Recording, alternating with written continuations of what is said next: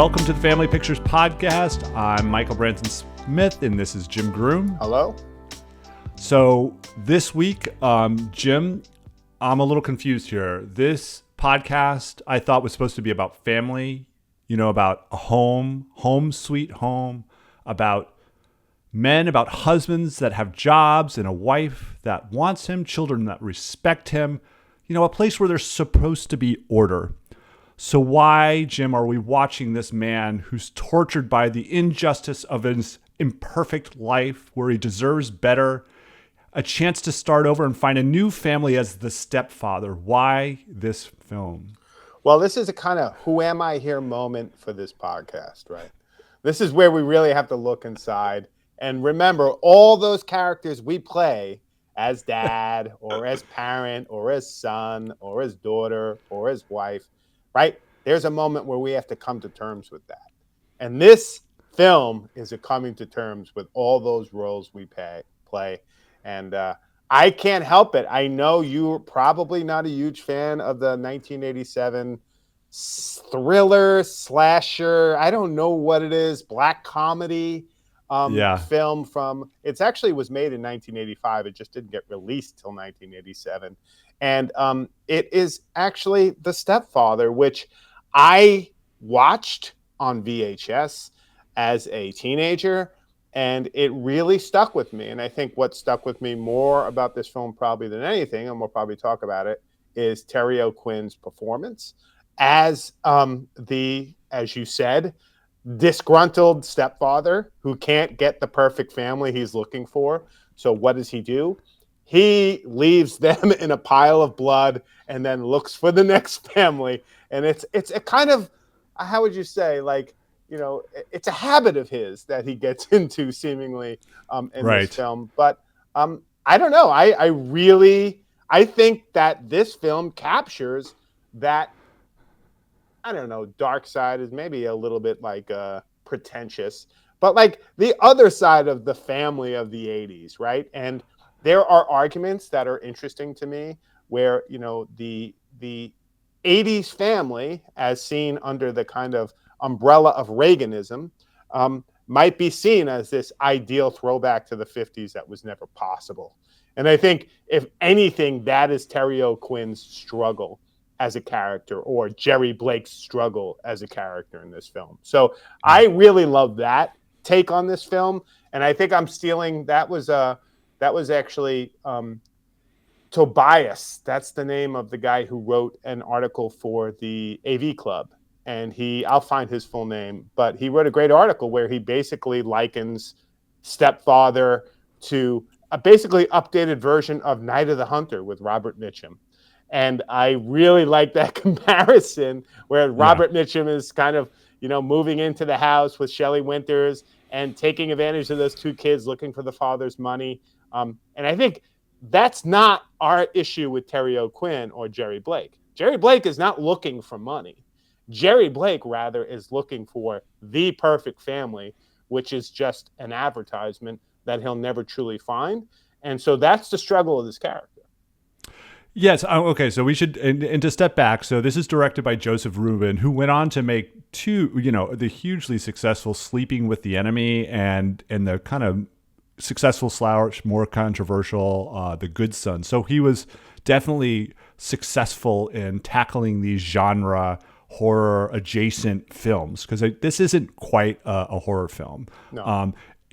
It's not as, you might say it's more adjacent to The Shining in terms of, but without anywhere near the mastery. It's about a family, right?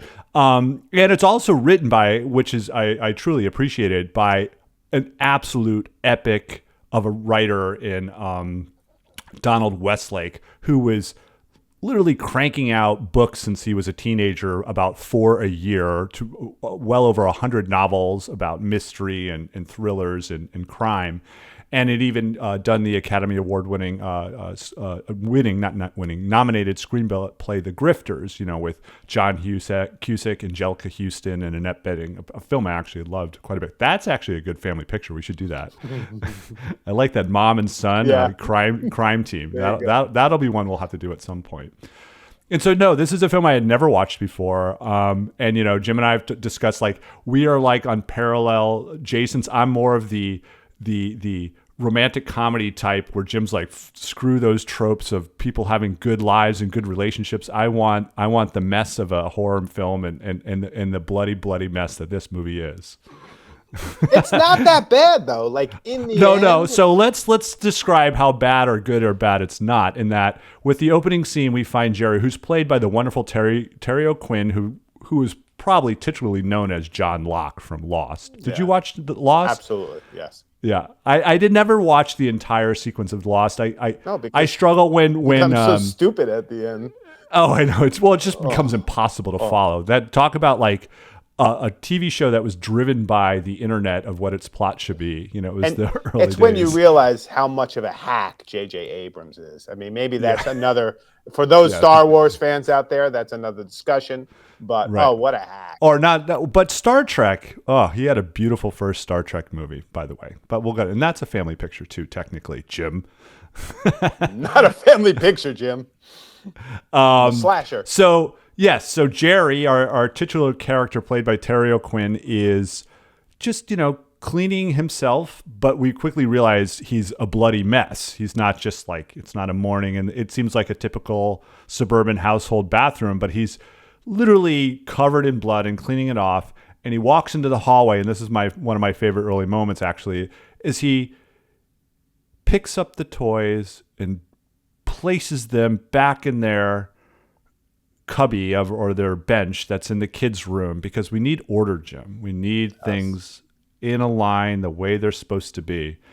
But then he walks down the stairs, and there's the most ghastly scene of his like slashed family with the portrait of above the fire mantle that's massive, but then the evidence of what has become of it. And I loved how, as he was like, and I was like counting the number of family members in the picture, the portrait, and then it was like, wait, there's someone missing, because there's like 3 dead people on the floor, and there's a portrait of 5, including Terry Quinn. And I was like, oh, yeah. Oh, there he is. As he walks out the door, we have the bloodied boy by the teddy bear. So this is a bloody mess of a film, Jim. That scene, right, is a bloody mess, but it's not very gory, right? It's just kind of almost, it's almost impressionistic, right? We are going to share a screenshot during this moment. It's almost more impressionistic, right? Kind of like the Grady twins in The Shining, because you made that collection. Like there's this shot, like the shots of the Grady twins, but like you don't see them being killed. You're not there for the moment. You just see the aftermath. And so the aftermath of violence is much less than the actual violent act. It's seemingly in this, for me it is, right? Like, because when you watch any horror film today, it's like, how horrible can I flay them and open up their liver and show you everything? Whereas this, it's just... See, I don't watch any of that, so I wouldn't even know. It's far less, horrific than most of what you'll get now. Okay. No, I'm that's perfectly fine. I mean, but the idea is, so this is a response. We learn at some point in the film that this is a response to... he was Ogilvy, I think, at this. No, he wasn't. Ogilvy is the brother-in-law. Sorry. I think he was Morris. Morris or something like that, or Hutchinson or something like that. Anyway. No, he becomes Hutchinson when he starts his third life. This is Morris, and then he moves on to Jerry Blake, and then ultimately becomes right. So this is a man, and by the way, so the backstory, part of the inspiration of this film is the true life story of a man named, is it John List? John List, right? Yes. Who in 1971 murdered his 3 children and wife, and was able to basically remove every image of himself photographically, and went on the run, and he canceled all the services that were coming to his house and left all the lights on in the house. So it was a full almost a month before they were discovered, right? And so he got away with this, and for 18 years lived a new life in a new community. He didn't have a new family. He got remarried, but he didn't have children again. And he was, interestingly enough, discovered by an 80s / 90s true crime story called America's Most Wanted. Which is crazy to think of, because if you grew up at that Yeah. era, that was a show you watch, and then you didn't realize it had this real life impact.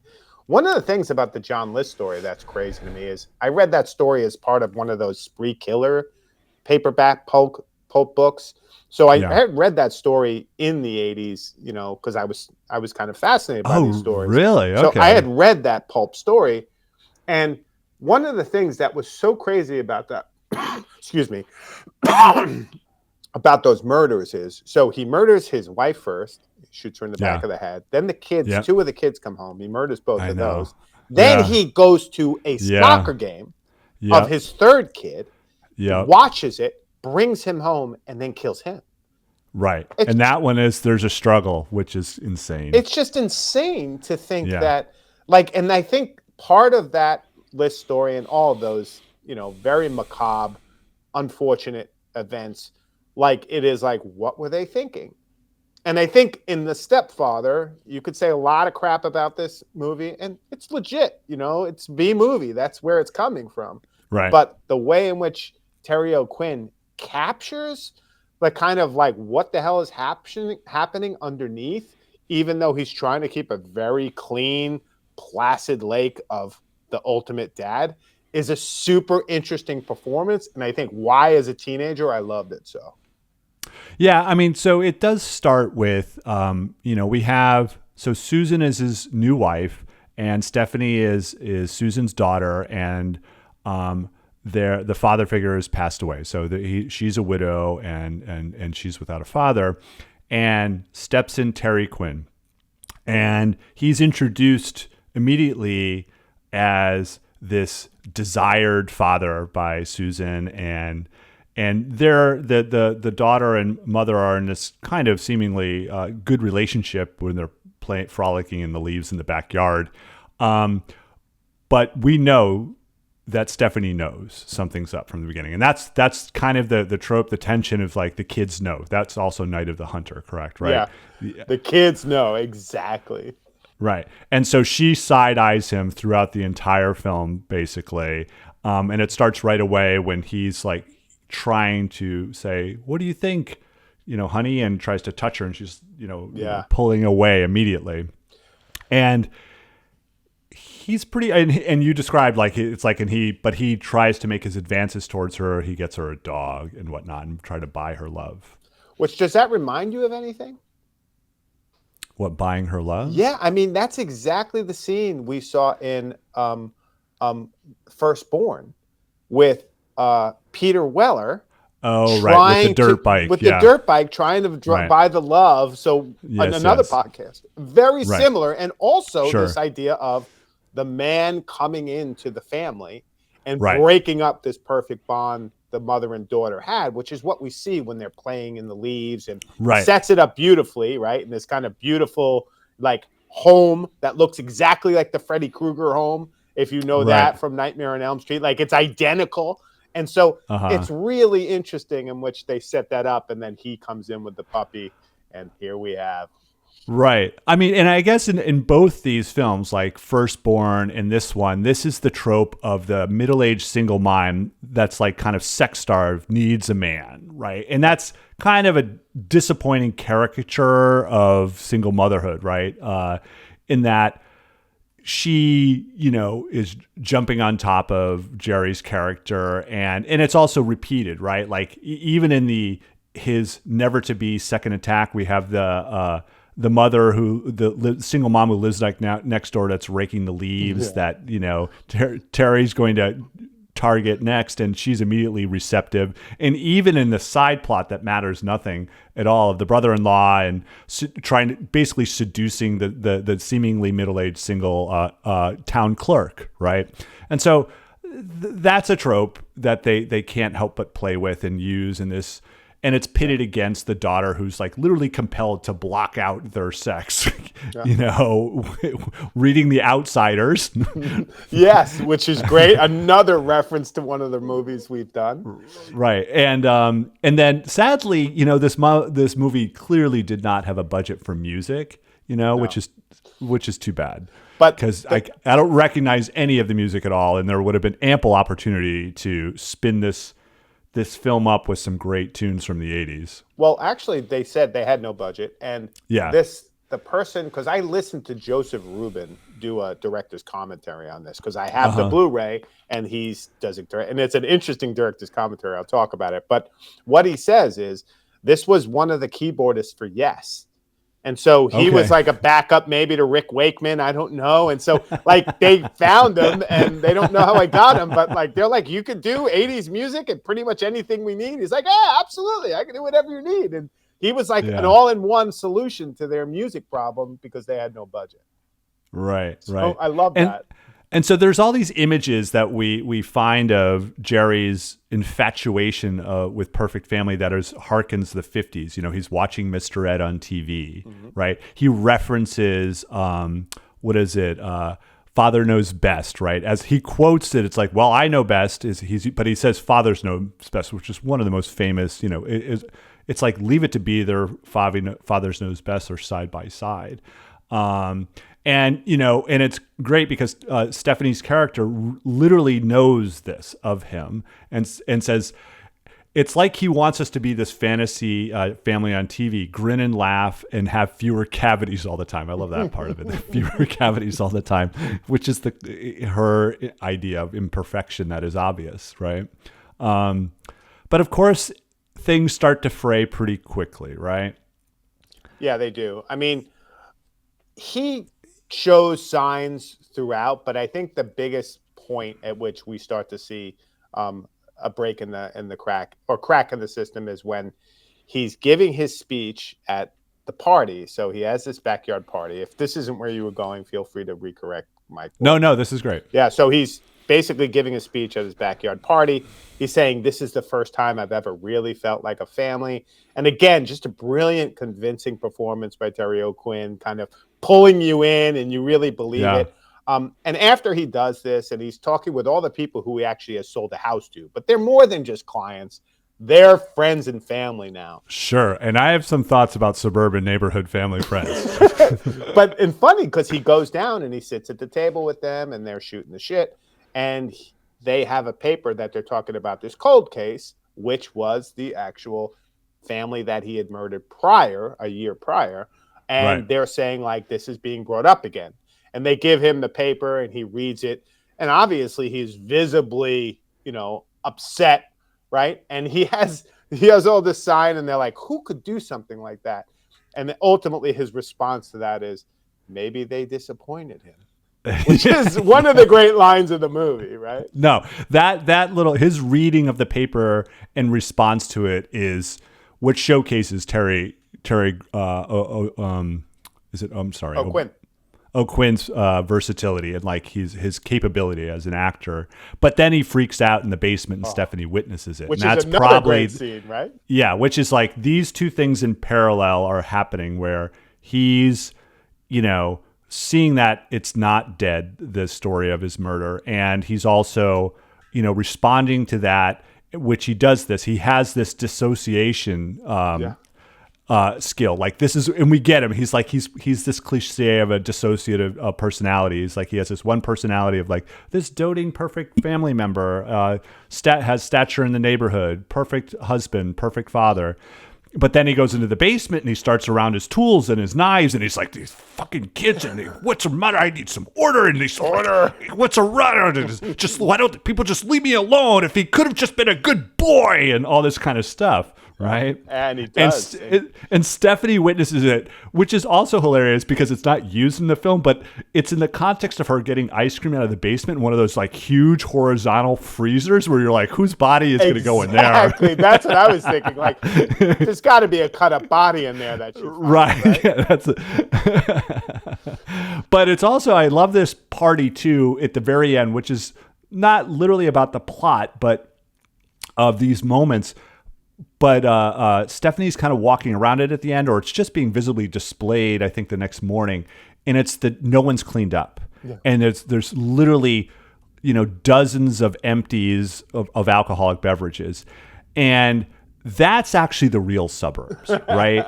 You know, and this is something like I remember when my friend Danny moved to the suburbs from the city with his wife and, you know, his new family.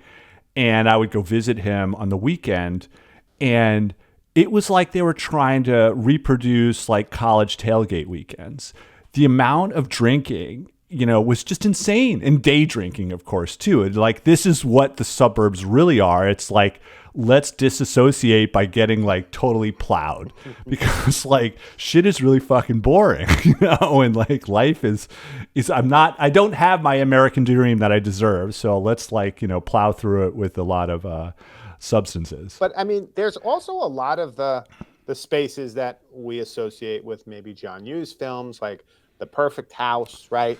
The kid throwing the paper as he's coming down this beautiful tree-lined street. And all of this was filmed in Vancouver. Oh, and the time of year is perfect, like the fall. It's gorgeous, right? And like for me, I was a sucker for that as a kid. Yeah. Like I completely was brought in and was like, oh, look at those nice houses. Oh, look at those. Maybe those, obviously they have money. Maybe they have polos. Maybe they're a moral family. Like, you start to make all these associations. And I like films like this that, kind of rot out some of that from the inside, just like Nightmare on Elm Street did, although the parents were more at the kind of thing. But I also think that he is at certain points, whether we like it or not, wearing a Freddy Krueger sweater.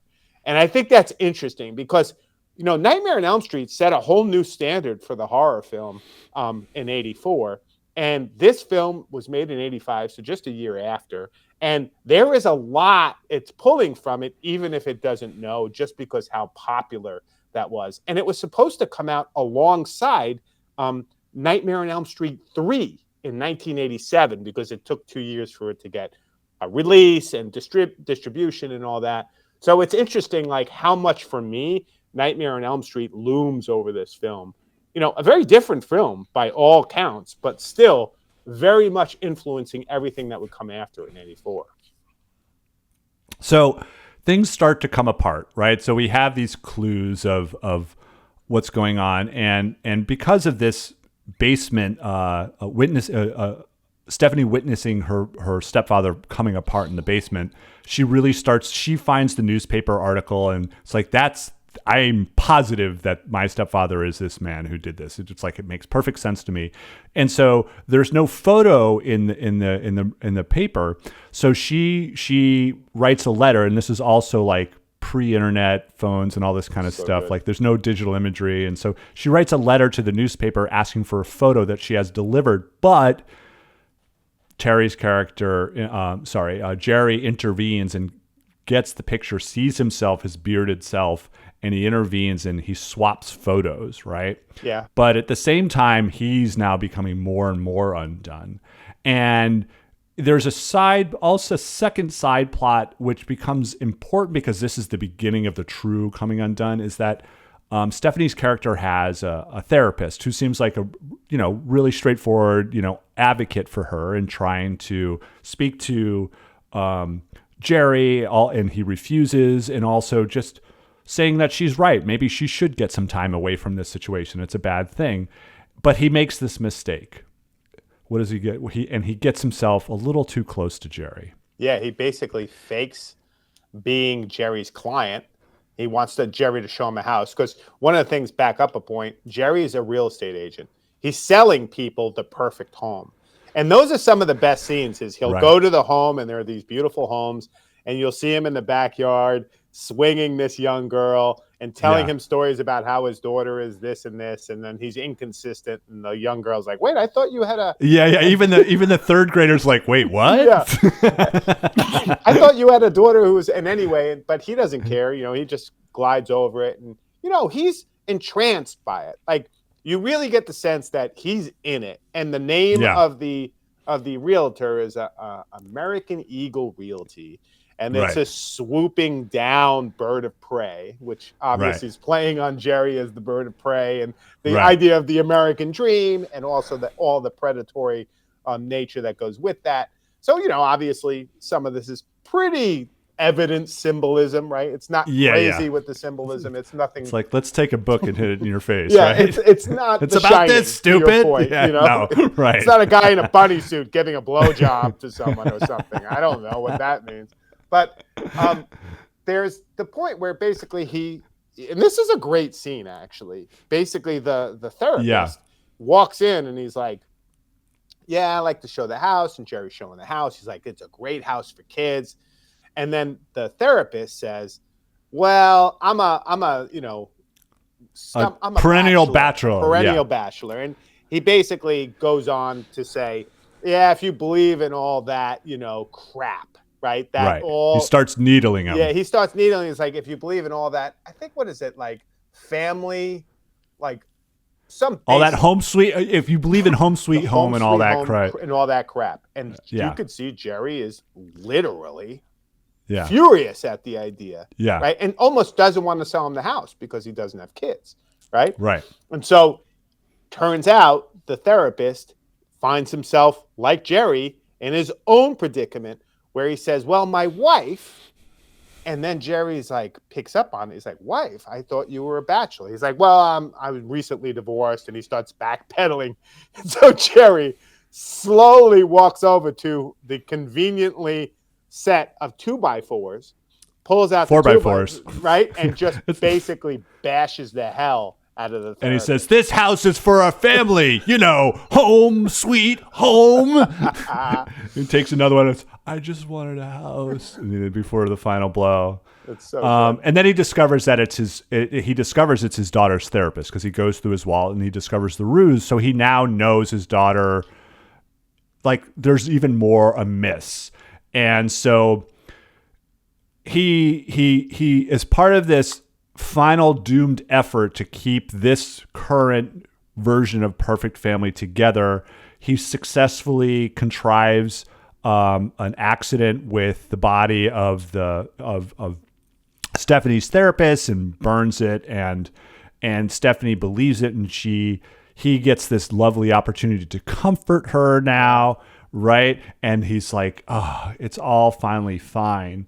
And they put up this birdhouse together as a family in the backyard that he's very facile symbol, right? Yeah, that he's constructed in his tool shop in the basement, which is like the classic man space that he's occupying in this role, and it culminates in this perfect Thanksgiving, right? The best.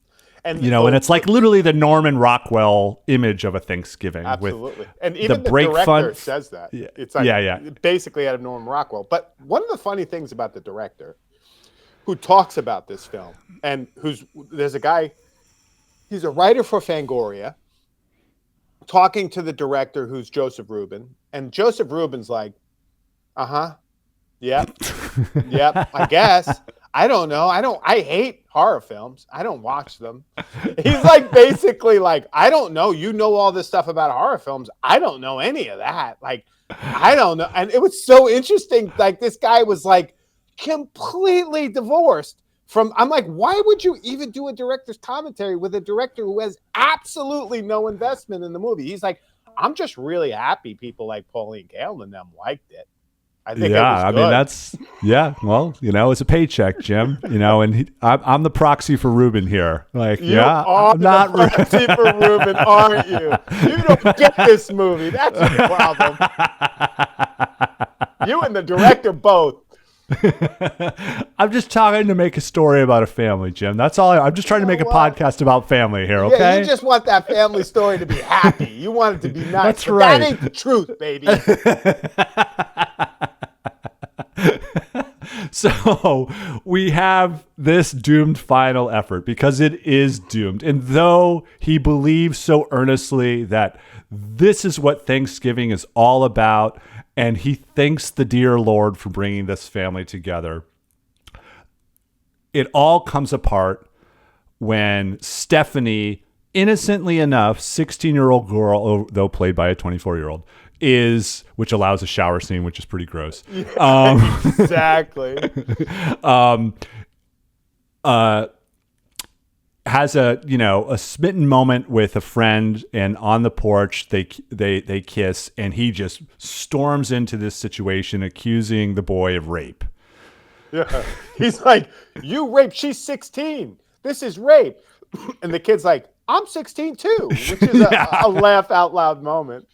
And Stephanie is like just so flummoxed at this point, and she's like, you're to Jerry, you're just so crazy and demented and hung up about sex. And I was like, you're right. This guy, because if you recall in the sex scene with Susan, he's like emotionless. Yeah. Like he just no apparent pleasure is being had in this moment. And when the director did say things, and he, as the Fangoria interviewer, was pulling teeth and getting nothing, basically he said, well, I think of him as an asexual character. Like people think he may have had sexual overtones towards Stephanie, but I don't believe that at all. Maybe somewhere deep down, he has these deeply, obviously, complexes that will never work through because he's a, psycho.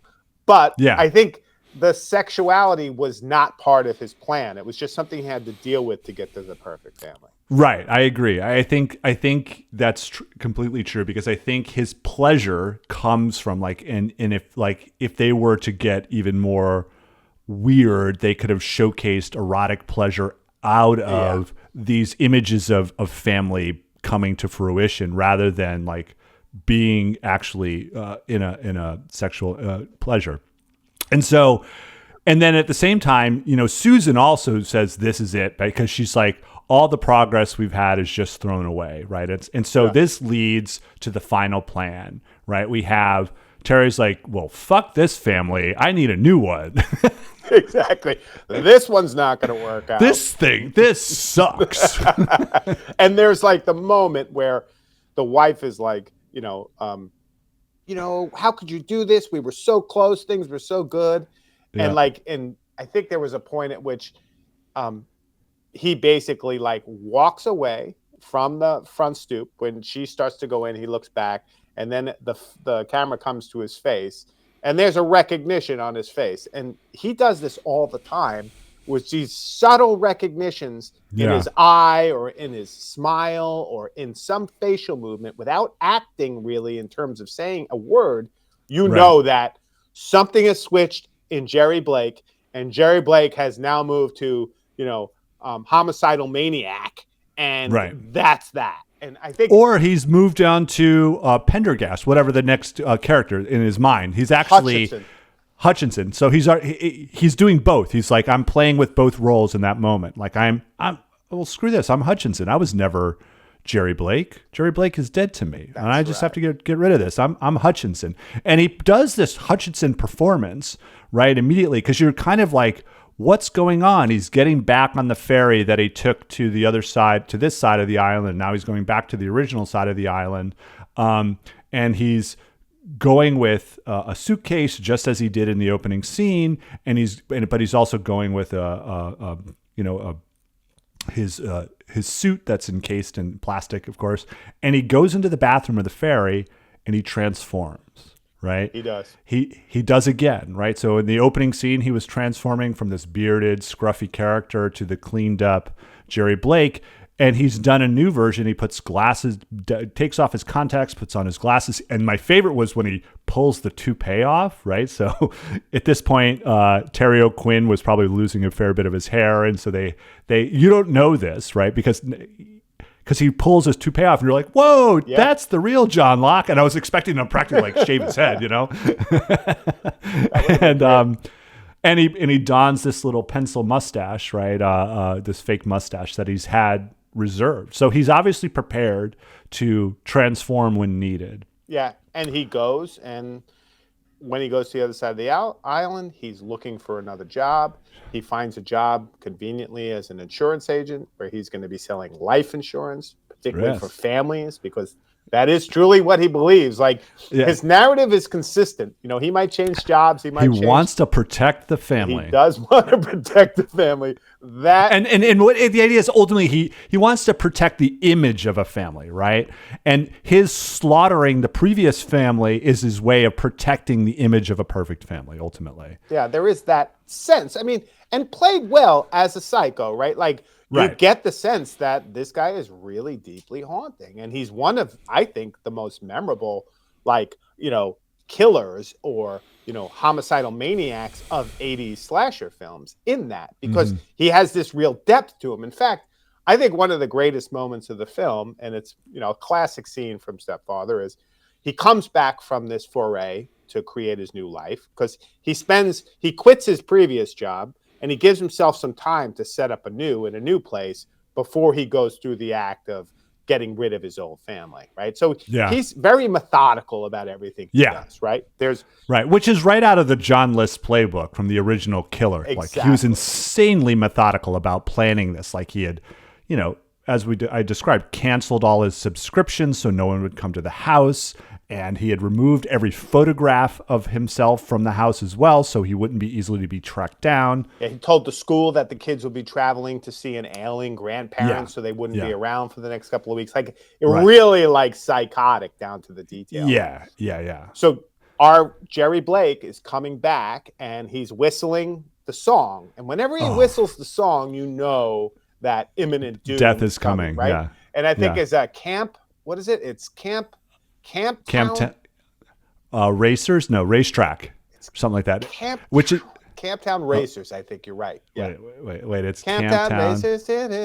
Doo-dah. And the funniest thing is, like, when I heard the whistling, I was like, what's that song? I know this. And my connection to that song is through Foghorn Leghorn from Looney Tunes. That's right. And he would constantly sing it during and after he had tortured the farm dog yet again, like by either painting his tongue green or shortening his leash and making him choke as he like falls over like a well. Like, so this is this is the song of a murderer, right? Of a psychopath. Yeah, and it's interesting. So another little tidbit from the director's cut, or the director's commentary, which again did not give next to nothing, is he wanted to have him whistling The Way We Were.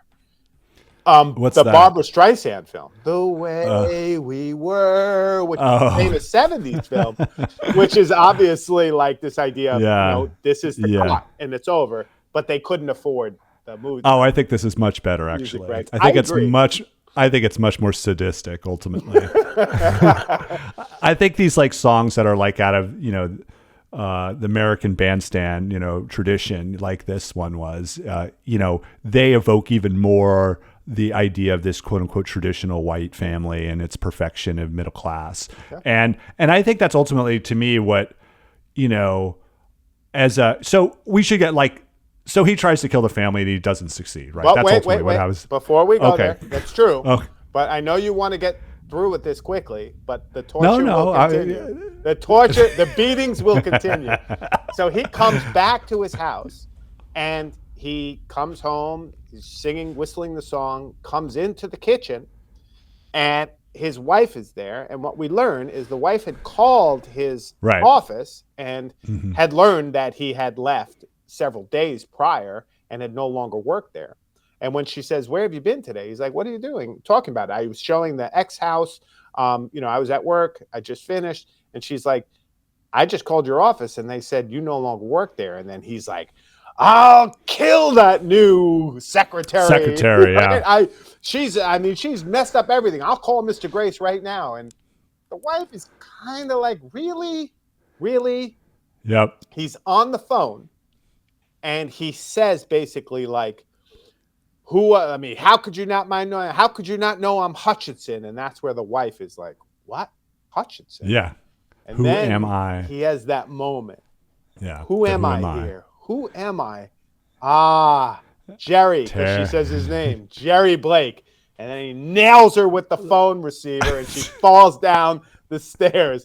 And that's the moment. Like, that is the greatest She moment falls down the stairs. Yeah. No, he plows her down the stairs in the basement. Okay, I mean, fair enough. I'm just saying the point for me is that who am I here? Jerry Blake. I just love that scene. So that scene, take it out. Me and my friends saw this in my basement. This is one of our VHS favorites, right? Okay. We drank a lot when we were kids, probably more than most people. Like, I was blacking out when I was like 16. And so, like, Who am I here, Jim? Exactly. We were trying to cross on a major street in our town, Baldwin. We were crossing from an island over to another street. And me and him were very drunk. We were young and we blacked out. And so we don't remember how we got from the island back to our house. And so one of the things we always say when we say this is, who am I here? What happened here? Like, and it's the Jerry Blake quote. So this quote actually refers to a whole nother story about being a young degenerate on Long Island. Yeah, this is a meme in your life. This is a meme, exactly. So that's great. It means a lot to me. That's good. So, yes, I mean, and there's also these kind of lame attempts at homages to the movie Psycho. We basically have, out of nowhere, Stephanie getting undressed and getting in a shower, and he's pursuing her with a knife. And I was like, okay, Norman and Marion, let's have a time together.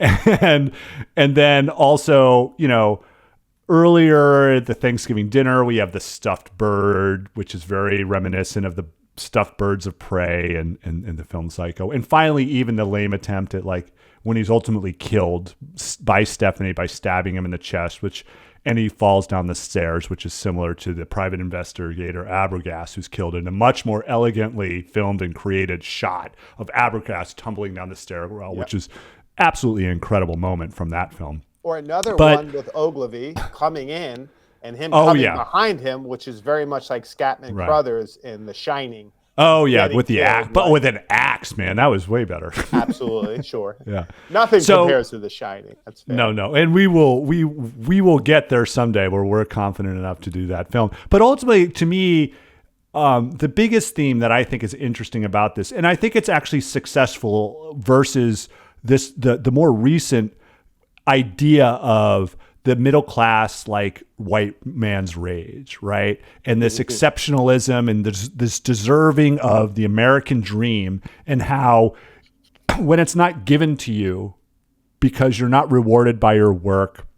And so instead you're not literally murdering people. Like you're not like suddenly showing up with a gun and shooting everybody. You're more likely just passive aggressive or condescending, or, you know, micromanaging people, or at home you're withdrawn. You may not be murdering your wife, but you're just a dick, or you might not be killing your children, you're just guilt tripping them.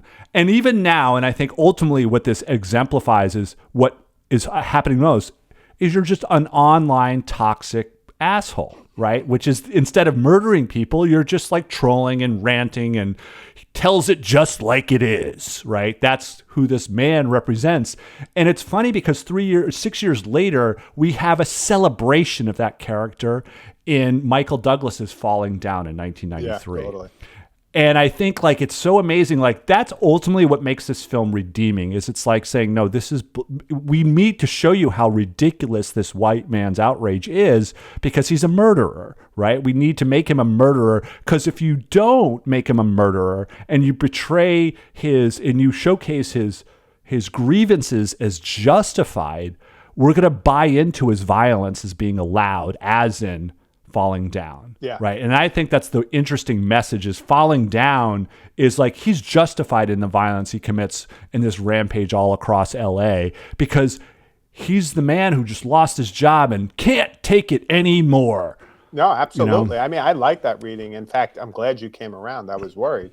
And I think one of the things is Scott Tobias, in an essay in the AV Club in 2009, essentially argues the same thing.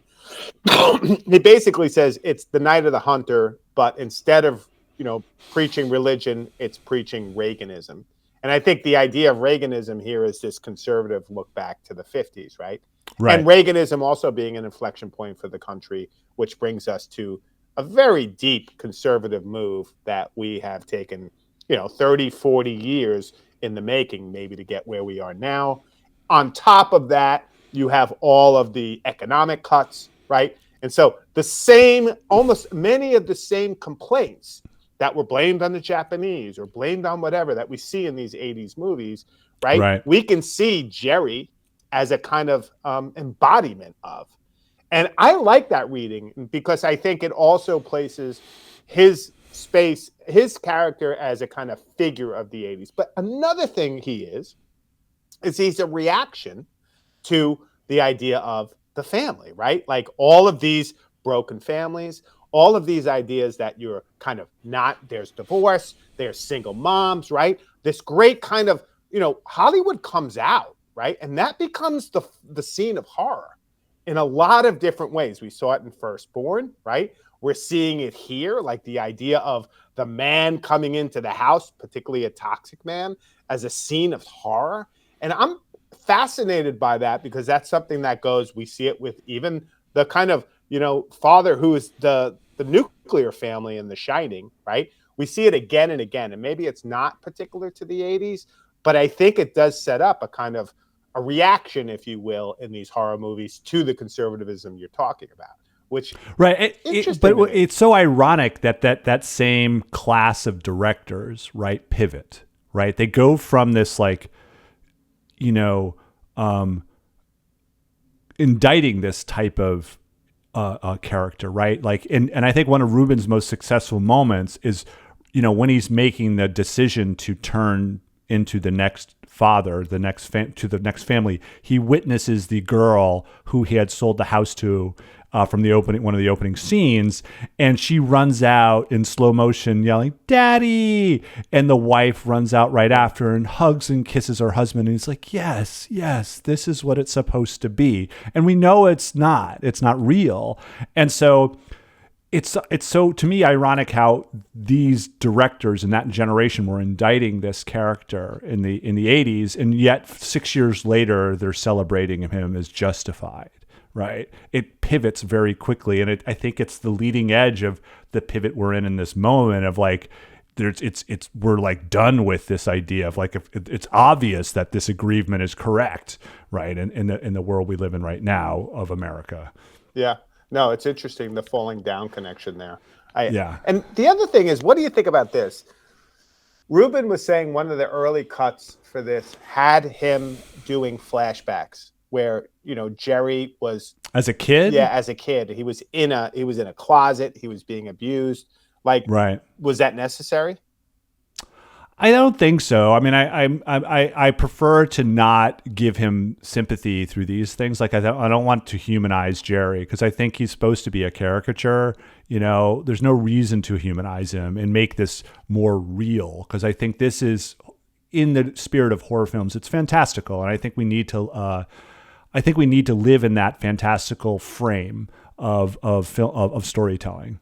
Yeah, and I think it works better because, I think everybody argues, and I think it's true, what makes this film is Terry O'Quinn, right? Like his performance, what he does makes the film. Obviously, the broader political Reagan pieces we can put together, they can hold together maybe kind of. There's other films you could look at better that could deal with that toxic masculinity than this one, for example. But it does kind of work as a B movie where everybody, you think you're going to write these films off, but this one had a real powerful kind of impact. And people, it's been remade. It had two sequels, and then it was remade again in 2009 as another Stepfather because it was considered one of the classics of 80s horror. And I wonder why. You know what I mean? I would credit this ultimately to the director in that this is a man who clearly knows what he's doing. He just was doing what he could with the budget he had. Like, because Sleeping with the Enemy is an incredibly well-made film, right? And it's similar in terms of, the abusive white male character, right? And expecting a certain thing, but it's more grounded in just domestic violence. It's simpler, right? Yeah. And it's more real as a result. And we have this heroine story instead. But he knows what he's doing in this context. He had you described what the budget was. These are very limited resources, and there's only so far you can fix story, right? Like in rewrites, literally, that's part of the process of all these films and whatnot, and the access to reshooting and telling and digging into characters more complexly. He knew what the film was, and I think that's probably why it's like, yeah, it's true. Yeah, in that regard, movie guys. He was almost like, it was kind of a film I made on a particular budget, and it did what it did, and I'm glad people liked it. But like, right. So I mean, that's why I say, he struck gold in Terry O'Quinn. And it's funny because the what is it, Jill Sholin, she becomes a bit of a scream queen from what I read, because I didn't know who she was at all, but apparently she's like a character in horror films. And then Shelley Hack, who plays the wife, she's a classic TV actress, and I think she was perfectly serviceable and did quite well given the limited, opportunity she was given on screen. Yeah. Now, what do you think about this? Joe Rubin also have made previously to this Dreamscape. Have you seen Dreamscape? No. See, these are horror films, man. I don't watch these things. It's not really a horror film. It's just a weird fantasy film, sci-fi. I don't even like Dreamscape is a super weird movie. I've never seen it. And to think that he went from Dreamscape to The Stepfather suggests a certain amount of range. I'm going to say that because... Well, he's exploring, as a director, I think. Yeah. But, neither here nor there. I'm excited. Like, I think The Good Son's going to be fun to do at some point, maybe even, the film with that I just mentioned with Sleeping with the Enemy. With the Enemy. But that's more of a classic, like, couple done, but it's about familial structure. So I think in some ways it's still very interesting, like in how it's the destruction of it's, even though we tend to need to have that element of children usually adjacent, if not in the picture itself, to feel like it's more about quote unquote family, right? Rather than just a relationship film. I'm going to introduce a new feature to this podcast. Okay. Are you ready? You don't have to play along. That's your right. I'm typically dragged in, and I'm one who plays along. Okay. Scale of 1 to 10. How do you rate The Stepfather? Oh God! In context of the films we've done, again, to me, Scale it's the reading 1 to 10. Don't get into this. I would, if it wasn't for this podcast, I would not have watched the entire film. I'll be honest. What? Yeah, it's just how I roll with story and characters, but the reading of the film would make it a 7 to me. But if without the reading of the film and the compulsion to respond to the thematic elements and the deconstruction of family, that it's presenting, it's ham-fisted at times, and I don't mind that. That doesn't bother me in the context of like I appreciate the effort into telling that story. Unlike some people who don't appreciate the efforts of people telling the stories of Italian American families in New York, unless they're of this perfect description of how they should be. And there's an entire podcast on the cutting room floor as a result. That's a footnote. So yeah, watching it, it's like a 5 or a 6, but reading it, it's like a 7 or an 8. Okay, because I enjoy the reading of a movie in this way. And I appreciate the creative endeavor regardless when there's earnestness behind it, which there is. And that's the thing. It's like, it's very clear that, between Donald Westlake and Joseph Rubin, they were trying to tell a particular point of view about family that irked them, right? Yeah. And they used a murderer to do that. And that's cool. And I think it's important to see that in the context of how we see that man in replayed, 6 years later in a falling down and being justified in his violence. And I think this is clearly unjustified violence. And that's the whole point. Like, you don't deserve or automatically get a good family or have a perfect wife. It's work, right? And like, this man didn't work. It's like, it either works. He's either right or wrong for this situation. And if it's not right, I'm going to fuck it up and start over. And that's what I deserve, is the perfect thing just because of who I am. He's a psychopath. It's interesting you're tying this to Falling Down. That's an interesting tie-in. Like, I like it. I think it's good, but it's interesting. And you're really, how would I say, passionate about that. Now, another question for you before we get off this podcast is, what is your favorite scene of the movie? I think, oh God, I'll go back. I have to look at my notes because it's probably the backyard barbecue and how it leads to him coming apart, right? Because it's probably in large part because that's where Terry Quinn is really starting to show off his chops as an actor. Yeah. Right. I agree. And so that would be probably my choice. I actually loved Also, just because it's random and funny, Jill Schoelen being in the fight in the art room. I was like, yeah, girl fight. And there was a connection between the handprint on the teacher and the handprint on the wall in the beginning with the blood. Yeah, I appreciate their effort to make her a badass, right? Like she's tough and she's getting in fights in school, and I like that too. And she's driving the scooter. It's like, I'll get on your scooter if I get to drive. Like, even though it's not like this fully fleshed out character, you can see there's glimpses of an effort to make her a strong, female character in that respect. So, but ultimately, I think of the Terry O'Quinn moments, it's clearly when he does his flip, at the barbecue, and him reading the paper in particular. Yeah. And there's the other piece that's interesting, and we didn't really talk about it so quickly. I'll just mention it, is it's interesting to look at the spaces in this film versus the spaces in Firstborn. Right? Yeah. Like, not that obviously budget has a lot to do with it, but it's funny how much the spaces here seem aseptic compared to the spaces in Firstborn, right? Like when she comes out of that little bar, it's just whatever. I don't even know what it is. And she gets on the thing, and like some of those spaces, even the school or whatever, they don't have it. You know what I mean? Right. They're just drab. Like the break front's perfect in the dining room, right? Like that's a classic, trope of like, oh, let's display our china, right? And I mean, I think they make an effort with, Steph. I think it's because in Firstborn they're real spaces. Like they're like, let's go into Jim Groom's family's home and like shoot a scene because it's a mess, or it's imperfect landscaping and all this kind of stuff. But they try with Stephanie's room, right? Stephanie's room is a space that's a real teenager's room, even though they're avoiding all pop culture of the 80s because they're afraid of like copyright violations, I think, pretty much. Born in the USA, Bruce is the one I recognized. Yeah, well, there was the only one that I recognized that was interesting is that she must have been like a theater girl or something because she has Our Town, right? Poster, which is one of the classic plays of the early 20th century that is supposed to be about the quintessential family, right? And the quintessential community. And so that's like, they're clearly trying really hard to be artistic here, these filmmakers. They're trying, right?